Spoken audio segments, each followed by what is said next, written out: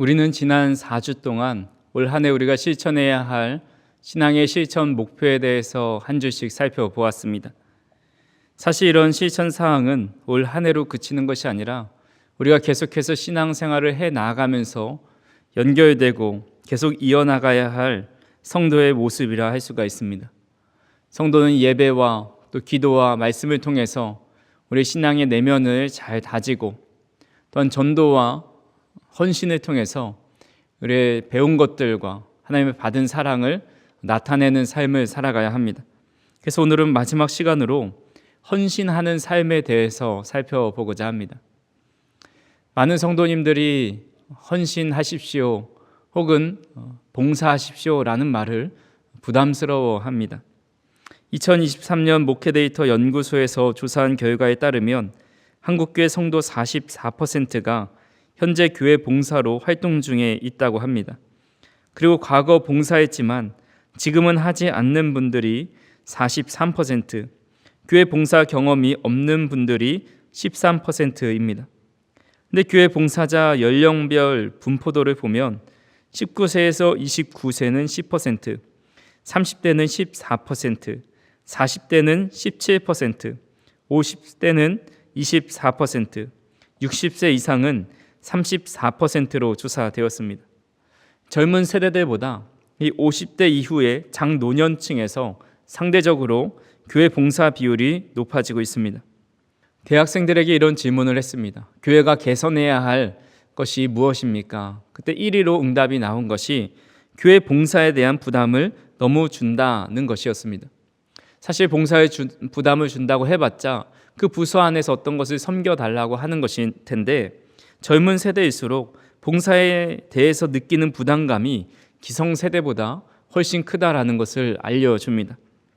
70, 80년대 한국교회 부흥을 이끌었던 주역들은 교회에 나가게 되면 자연스럽게 봉사하고 헌신하는 것을 당연하게 여겼습니다. 그분들의 그런 봉사와 헌신을 통해서 우리 한국교회가 크게 발전하였고 또 부흥하여서 현재 한국교회에 이르게 되었습니다. 하지만 현대에는 봉사와 헌신을 조금만 강요해도 그런 부담이 없는 곳으로 옮길 때가 많이 있습니다. 제가 작년 겨울이 좀 오기 전에 밖에서 전도를 하는데 한 권사님을 만났습니다.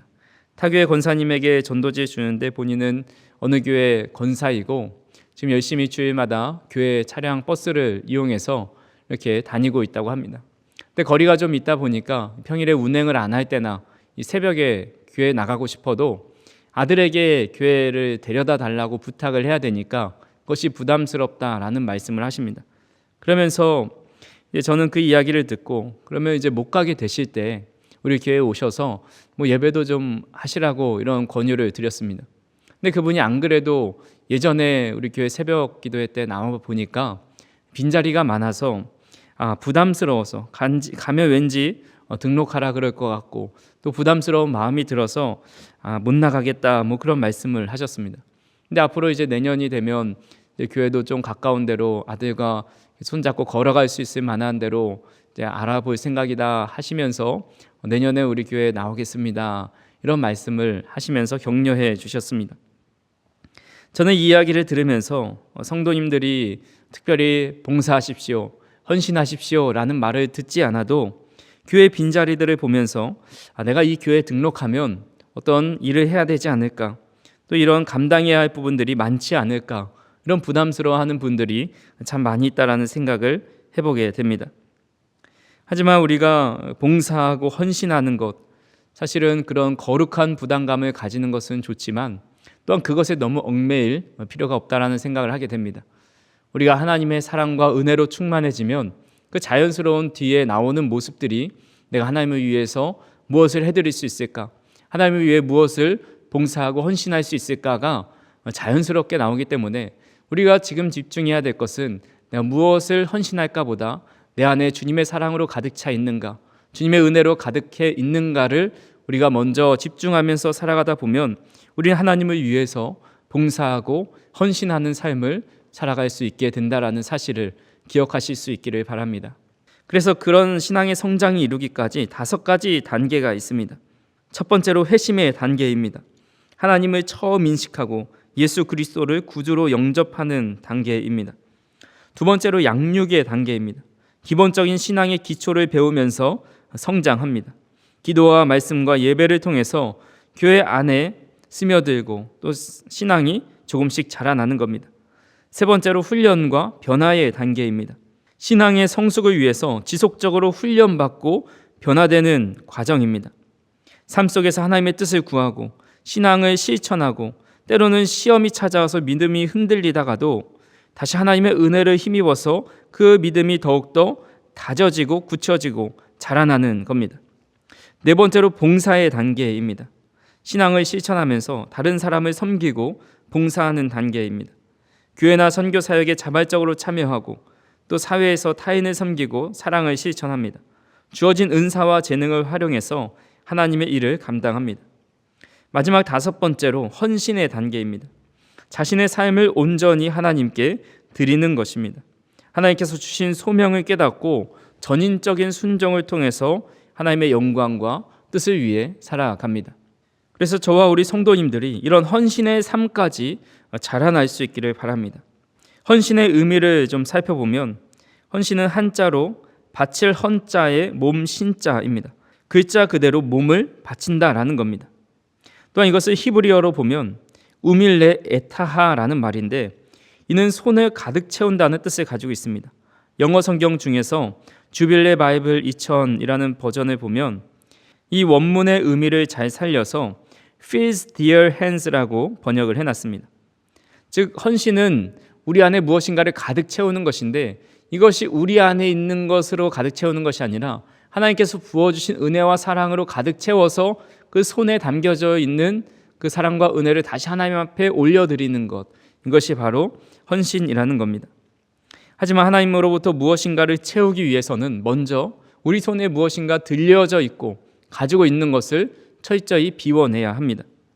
우리가 읽진 않았지만 고린도전서 6장 12절에서 18절은 하나님께 영광을 돌리는 삶을 살기 위해서 어떻게 해야 되는지를 알려주고 있습니다. 대표적으로 15절 말씀을 보시면 너희 몸이 그리스도의 지체인 줄을 알지 못하느냐? 내가 그리스도의 지체를 가지고 창녀의 지체를 만들겠느냐? 결코 그럴 수 없느니라. 성경은 우리가 가진 몸이 하나님의 지체, 하나님의 몸의 일부분이라고 말을 합니다. 그리스도의 지체라는 것은 그리스도와 연합된 존재이고 그리스도께서 거룩하시기 때문에 모든 지체도 거룩함을 유지해야 한다는 겁니다. 그런 거룩한 지체를 자신의 정욕과 쾌락을 위해 사용할 수 있느냐? 그럴 수 없다라고 사도 바울은 이야기하는 겁니다. 바로 헌신의 첫 단계는 자신의 정욕과 욕망과 자신이 만든 우상을 손에 쥐고 있는 것을 다 버리고 제거하여서 거룩하고 깨끗한 손을 만드는 것, 거룩한 삶을 살아가는 것이 바로 헌신의 첫 걸음이라 할 수가 있습니다. 헌신이라는 단어가 처음 등장한 곳이 바로 출애굽기 32장입니다. 그 단어를 사용하게 된 배경은 이렇습니다. 이스라엘 백성들이 출애굽한 이후에 시내 광야에 도착합니다. 모세는 시내 산에 올라가서 하나님께 율법을 받게 되고 이스라엘 백성들은 그 아래에서 모세가 내려오기만을 기다립니다. 근데 수일이 지나도 모세가 기별이 없자 이스라엘 백성들은 불안해하면서 우리를 인도해낸 신을 만들어 달라고 아론에게 요청합니다. 아론은 그 말을 듣고 이스라엘 백성들에게 금을 모아서 그것을 녹여서 금송아지를 만듭니다. 이스라엘 백성들은 그 금송아지를 보고 절하고 예배하면서 바로 이분이 우리를 인도해낸 하나님이다라고 우상 숭배하는 겁니다. 하나님은 이 모습에 분노하셔서 이렇게 말씀하십니다. 여호와께서 또 모세에게 이르시되 내가 이 백성을 보니 목이 뻣뻣한 백성이로다. 그런즉 내가 하는 대로 두라. 내가 그들에게 진노하여 그들을 진멸하고 너를 큰 나라가 되게 하리라. 하나님이 얼마나 진노하셨으면 그동안 공을 그렇게 들였던 이스라엘 백성들을 다 진멸하시고 모세로부터 다시 처음부터 시작하신다라고 말씀하고 있습니다. 이에 모세가 이들을 용서해달라고 중보기도 하고 급히 산을 내려가 보니까 실제로 금송아지를 보고 절하고 우상숭배하고 예배하고 있는 겁니다.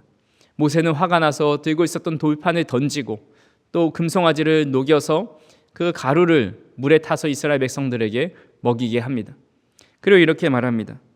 이에 모세가 집 문에 서서 이르되 누구든지 여호와의 편에 있는 자는 내게로 나아오라 하매 레위 자손이 다 모여 그에게로 가는지라. 모세는 화가 나서 금송아지에게 절하지 않고 여호와의 편에 있는 사람이 누구냐라고 말을 합니다. 그러자 이 우상 숭배를 하지 않았던 레위 사람들이 모세 곁으로 나옵니다. 그리고 충격적인 일이 일어납니다. 모세가 그들에게 이르되 이스라엘의 하나님 여호와께서 이렇게 말씀하시기를 너희는 각각 허리에 칼을 차고 진 이 문에서 저 문까지 왕래하며 각 사람이 그 형제를 각 사람이 자기의 친구를 각 사람이 자기의 이웃을 죽이라 하셨느니라. 레위 자손이 모세의 말대로 행하매 이 나라의 백성 중에 3,000명 가량이 죽임을 당하니라. 레위 자손이 칼을 들고 자신의 민족을 죽이는 안타까운 사건이 일어납니다. 그리고 이어서 모세가 29절에 말씀합니다. 모세가 이르되 각 사람이 자기의 아들과 자기의 형제를 쳤으니 오늘 여호와께 헌신하게 되었느니라. 그가 오늘 너희에게 복을 내리시리라. 성경에서 헌신이라는 단어가 본문에 처음 등장합니다. 형제들, 친구들, 자기 이웃을 죽였는데 이 모습을 보시면서 여호와께 헌신하였다라고 말씀합니다. 또 하나님께서 너희에게 복을 주신다 말씀합니다. 아니 어떻게 하나님께서 같은 동족을 죽였는데 복을 주시나 이상하게 생각할 수 있지만 이들은 죄에 대한 보응을 받은 것이고 그로 인해서 이스라엘 백성들이 전체가 멸망당해야 했지만 그들로 인해서 멸망당하지 않게 되었습니다. 영적인 문제를 보면 하나님 편에 서 있어서 우상 숭배하는 반대편에 있는 것들을 다 잘라내는 것이 바로 우리가 하나님께 드릴 헌신입니다. 하나님께서 기뻐하시지 않는 것, 우리 스스로 우상으로 붙잡고 있는 것, 물질과 탐욕과 정욕과 하나님보다 더 귀하게 여기는 것을 다 잘라내고 손에서 털어내고 비워내는 것, 이것이 우리가 드릴 헌신입니다. 사도 바울은 이렇게 고백합니다. 빌립보서 3장 7절에 그러나 무엇이든지 내게 유익하던 것을 내가 그리스도를 위하여 다 해로 여길 뿐더러. 사도 바울은 전에 내가 유익하던 것, 내가 붙잡고 있었던 것이 그리스도 안에서 이제는 다 해로 여긴다 고백하고 있습니다. 그 다음 구절에서는 이 모든 것들이 다 배설물과 같다라고 말을 합니다. 사람은 누구든지 배설물을 손에 붙잡고 있거나 그것이 귀하다고 몸에 품고 있는 사람은 없습니다. 조그만 배설물만 손에 묻어도 그것을 10번이고 냄새가 안 날 때까지 깨끗해질 때까지 씻어내 버립니다. 우리가 흔히 옛말에 배설물은 무서워서 피하는 게 아니라 더러워서 피한다고 하는 말처럼 배설물을 누구도 붙잡고 싶고도 또 가까이 하고 싶어 하지도 않습니다. 우리가 만들어 놓은 우상, 하나님보다 귀하게 여기는 이생의 자랑과 욕망을 배설물처럼 여기면서 우리의 손을 깨끗이 하는 것이 바로 헌신하는 삶입니다. 헌신은 우리의 모든 것, 전 인격을 주님 앞에 드리는 것이지만 처음부터 모든 것을 드릴 수 있는 사람은 극히 드뭅니다. 그렇게 저와 우리 성도님들이 하나님과 멀어지게 만드는 것들을 우리 손 안에서 비워내고 잘라내는 것을 통해서 헌신의 삶을 살아가는 첫 걸음을 걸어가는 저와 우리 성도님들이 되기를 간절히 소망합니다. 두 번째로 우리를 헌신하게 하는 삶을 살게 하는 것은 우리 자신이 누구의 것인지 바로 알 때 가능해집니다. 본문 19절 말씀입니다. 너희 몸은 너희가 하나님께로 받은 바 너희 가운데 계신 성령의 전인 줄을 알지 못하느냐. 너희는 너희 자신의 것이 아니라. 성경은 우리의 몸이 우리 자신의 것이 아니라고 말씀합니다. 바로 하나님의 것이고 하나님의 성령이 우리 안에 계시기에 우리는 성령의 전이다라고 말씀하고 있습니다. 이 사실을 저 우리 성도님들이 다 믿으실 수 있기를 간절히 소망합니다. 30페이지 정도 되는 합당한 희생이라는 소책자가 있습니다. 원제는 파인애플 이야기인데 그 책에 이런 내용이 담겨 있습니다. 아주 먼 나라 뉴기니아의 정글 한가운데 의료 선교를 하는 한 선교사님이 계셨습니다.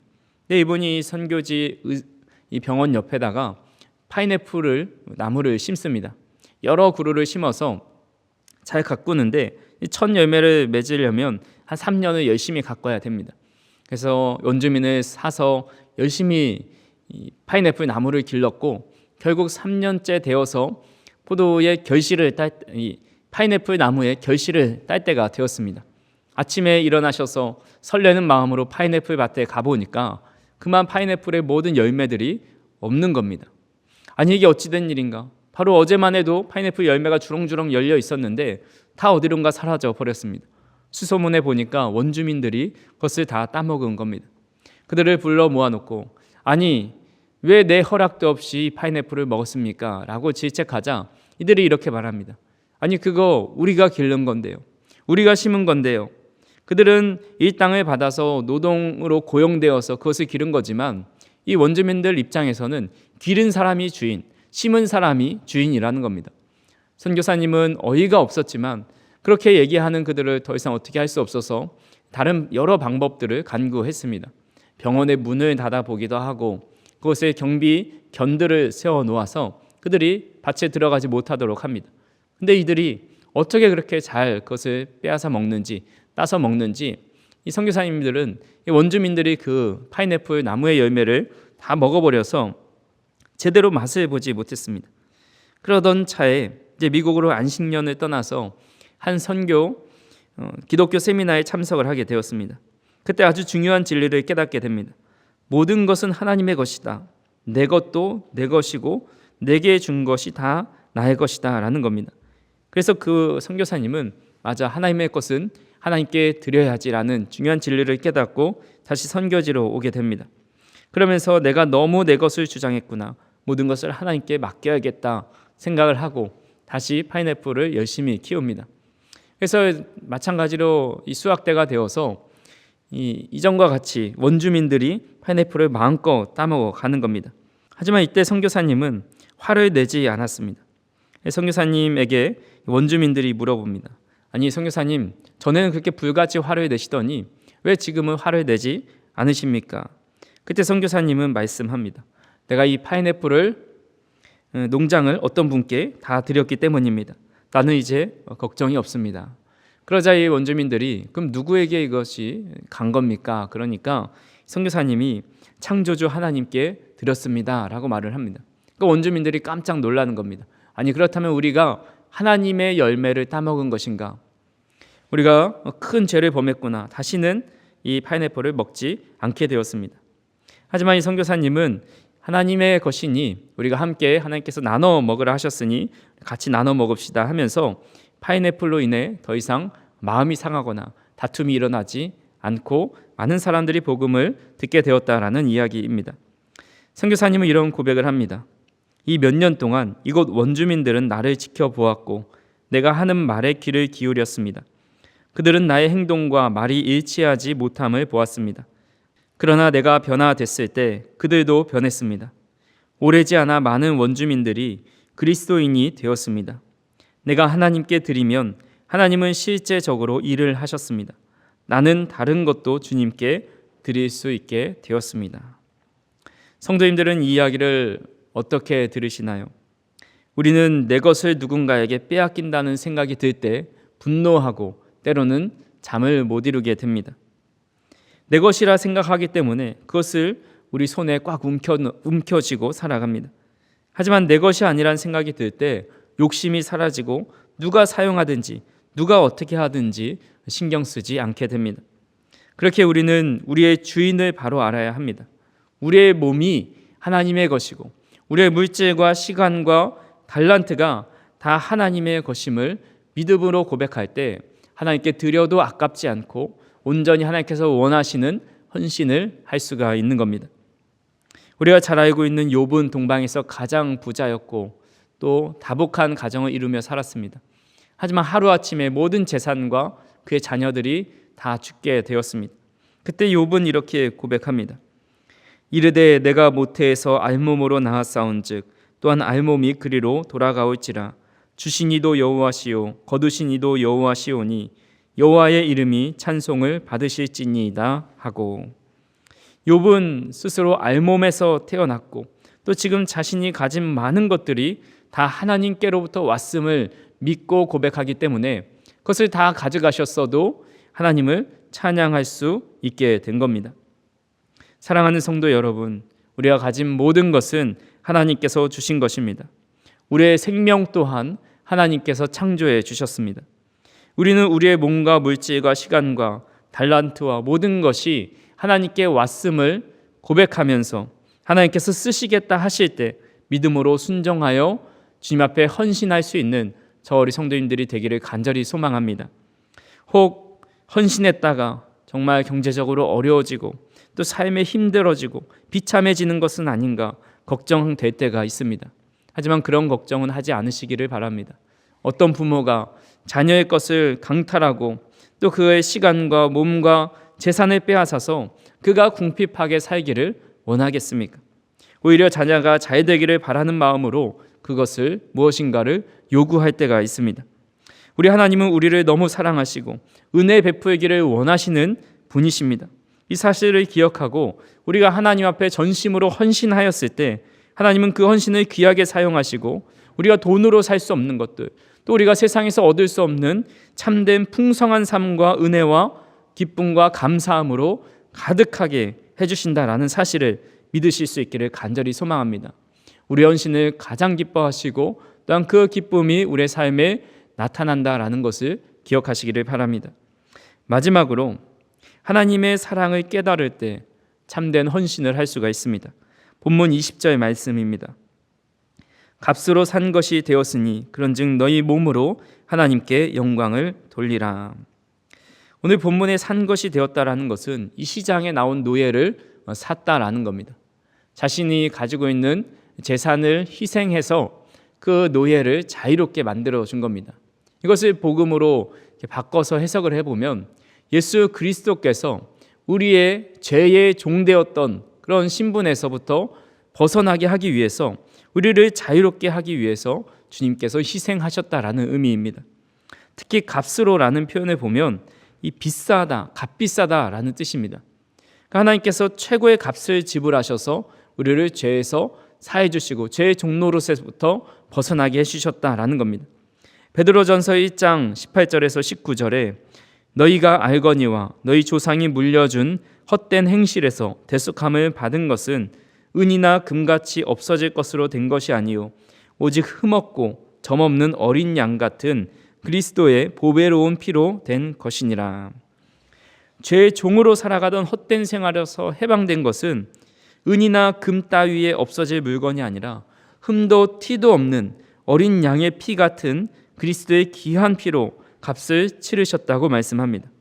예수 그리스도를 통해서 우리의 죄값을 지불하여 주신 그런 하나님의 사랑과 은혜를 깨닫는다면 우리는 조금이나마 그것을 다시 주님 앞에 어떻게 하면 돌려드리고 하나님을 기쁘시게 해드릴까를 생각하게 됩니다.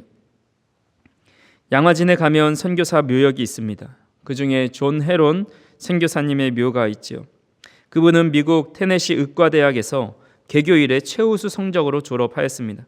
학교 측에서는 그를 교수로 내정합니다.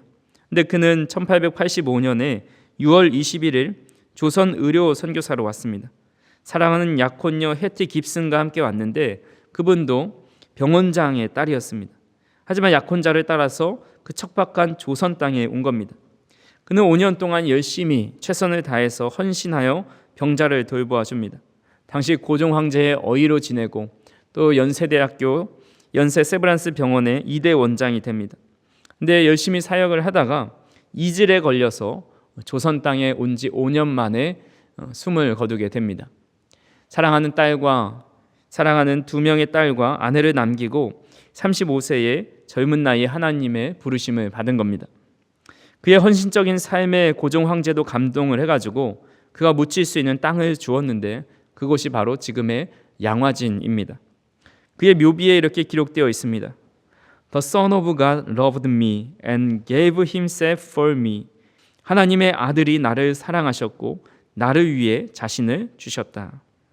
존 헤론은 미국에서 편하게 교수 생활하면서 또 아내의 부모가 병원장으로 지내면서 이 재정적으로 풍족한 삶을 편안한 삶을 살 수 있었습니다. 하지만 하나님의 아들이 나를 사랑하셨고 나를 위해 그분이 죽으셨다라는 그 크신 은혜를 깨달으니 그는 그 자리에 안주할 수 없었고 하나님께 무엇으로 보답할까, 무엇으로 헌신할까 고민하다가 우리 조선 땅에 와서 자신의 모든 것을 헌신하고 복음을 전한 것입니다. 옛 노래 중에 사랑을 하면 예뻐져요 라는 대중가요가 있습니다. 제가 태어나기 전인 1967년에 봉봉 사중창단이 발표했는데 당시 큰 인기를 끌었죠. 가사 내용이 이렇습니다. 사랑을 하면은 예뻐져요. 사랑을 하면은 예뻐져요. 아무리 못생긴 아가씨도 사랑을 하면은 예뻐져요.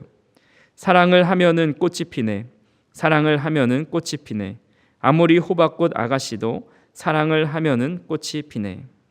사랑을 하면 왜 예뻐지고 왜 얼굴에 꽃이 필까요? 사랑하는 사람에게 잘 보이려고 옷을 신경 쓰고 화장을 신경 쓰고 행동과 말을 신경 씁니다. 자신이 편한 대로 추리닝 입고 며칠 동안 머리 안 감아서 머리에 떡이 져서 모자를 쓰고 화장 안 해서 마스크를 쓰고 그러고 다니는 것이 아니라 어떻게 하면 상대방에게 예쁘게 보이고 잘생기게 보이고 또 어떻게 하면 상대방이 기뻐할까를 생각하면서 자신의 시간을 쪼개고 자신의 물질을 쪼개서 그 사람을 위해 다 사용합니다. 그래서 상대방을 사랑하기 때문에 헌신이 더 이상 헌신으로 느껴지지 않고 오히려 기쁨으로 다가오는 겁니다. 하나님께서는 우리를 너무 사랑하셔서 예수 그리스도를 핏값으로 우리 죄를 사하시고 죄의 종으로부터 건져내 주셨습니다. 근데 하나님은 이것을 하나도 아까워하지 않으십니다. 한 번도 후회하지 않으십니다. 만약 하나님께서 우리를 사랑하신다라는 그 사랑과 은혜를 깨닫는다면 우리는 그 은혜와 사랑에 감격해서 우리 또한 적게나마 하나님을 위해서 헌신하고 봉사하는 삶을 살아가게 됩니다. 서두에 헌신이라는 단어 히브리어를 살펴보았지만 헌신은 손을 가득하게 채우는 겁니다. 우리 안에서부터 나오는 것으로 채우는 것이 아니라 우리의 손에 있는 것을 비우고 하나님의 사랑과 은혜를 가득 담아서 그것을 다시 하나님 앞에 올려드리는 것, 또한 그것을 이웃에게 돌려보내는 것, 이것이 바로 헌신입니다. 간절히 바라기는 저와 우리 성도님들이 우리 손에 부어주신 하나님의 사랑과 은혜와 긍휼을 마음속에 가슴에 또 우리 손에 가득 담아서 그것을 다시 하나님께 올려드리는 헌신을 할 수 있기를 간절히 소망합니다. 그 사랑과 은혜를 가지고 우리 일상의 삶에서 다시 우리 주변 사람들에게, 이웃들에게, 우리 가정들에게 돌려보내는 헌신을 하는 저 우리 성도님들이 되기를 간절히 소망합니다. 말씀을 정리합니다. 사랑하는 성도 여러분, 헌신은 억지로 할 수 있는 것이 아닙니다. 헌신은 하나님을 향한 사랑에서 비롯되고 하나님께 받은 은혜를 깨달을 때 자연스럽게 흘러나오는 삶의 모습입니다. 헌신은 부담이 아니라 기쁨이고 희생이 아니라 축복입니다. 우리가 하나님께 속한 자임을 기억하고 주님께서 기뻐하시는 삶을 살아갈 때 우리의 삶은 하나님께 영광이 될 것입니다. 간절히 바라기는 올 한 해 우리가 함께 실천하기로 한 이 5가지 예배하는 삶, 또 기도하는 삶, 말씀 보는 삶, 전도하는 삶, 헌신하는 삶을 통해서 우리의 온 몸과 정신을 주님 앞에 헌신하며 드리며 하나님의 영광을 위해 사용받는 저 우리 성도님들이 되기를 주님의 이름으로 축원합니다. 사랑과 은혜가 풍성하신 하나님 아버지, 오늘 우리가 말씀을 통해서 다시 한번 헌신의 삶에 대해서 배우고 또 깨닫게 하여 주시니 감사를 드립니다. 우리의 몸이 그리스도의 지체이고 우리의 삶이 주님의 것임을 고백하면서 우리를 주님의 값으로 사신 그 은혜와 사랑에 감사하며 우리 또한 몸과 마음을 온전히 주님 앞에 드리며 헌신할 수 있도록 인도하여 주옵소서. 때로는 헌신이 부담스럽고 어려운 것으로 느껴질 때가 많이 있음을 고백합니다. 그러나 주님을 사랑하는 마음으로 기꺼이 주님을 위해 살아가는 우리 모두가 되게 하여 주옵소서. 작은 것부터 실천하여서 우리의 삶을 통해 주님의 영광이 드러날 수 있도록 인도하시고 우리의 섬김을 통해서 많은 사람들이 주님을 아는데 돌아오는데 사용되게 하여 주옵소서. 우리의 연약함을 아시는 하나님께서 성령님께서 함께 하시고 충만케 하셔서 우리를 새롭게 함으로 올 한 해 예배하고 기도하고 말씀 보고 전도하고 헌신하는 삶을 능히 살아갈 수 있도록 인도하여 주시옵소서. 예수님의 이름으로 기도하옵나이다. 아멘.